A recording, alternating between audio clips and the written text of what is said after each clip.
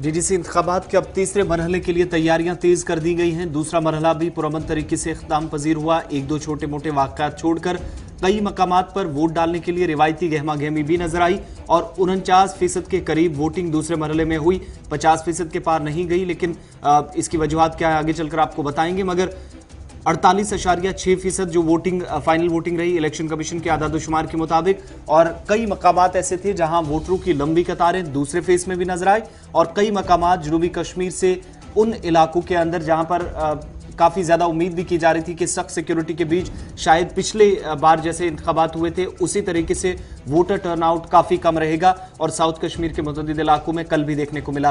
पुलवामा के अंदर सबसे कम वोटिंग हुई, लेकिन दूसरे इलाकों के अंदर भी ज़्यादा परसेंटेज साउथ कश्मीर के अंदर स्पेशली नज़र नहीं आई। ओवरऑल 49%। दूसरा फेज खत्म हो चुका है। तीसरे के लिए तैयारियां शुरू कर दी गई हैं। 4 दिसंबर को एक बार फिर तीसरे फेज में कुल मिलाकर 8 मराहिल और तीसरा चरण जो होगा तीसरे मरहले के तहत वोटिंग अब 4 दिसंबर को होगी।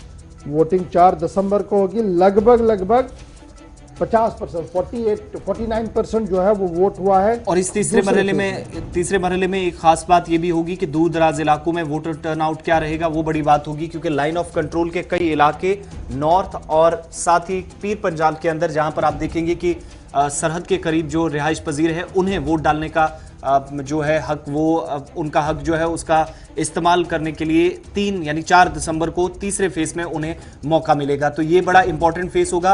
आप देखेंगे कि राजौरी पुंछ से लेकर दूसरी तरफ लाइन ऑफ कंट्रोल पर एक तो साथ ही इंटरनेशनल बॉर्डर के कठुआ के हिस्से दोनों जगह पर अवाम का रद्देमल क्या होगा वोट के जरिए आएगा। लेकिन बड़ी बात यह है कि लाइन ऑफ कंट्रोल में इन इलाकों के अंदर सबसे बड़ी परेशानी जो रहती है बंकर्स को लेकर या दीगर मामलात हैं, वो तमाम चीजें सामने रखते हुए इन इलाकों के अंदर वोटिंग होगी और उम्मीद की जा रही है कि तीसरे फेज में पहले और दूसरे से ज्यादा वोटिंग हो सकती है।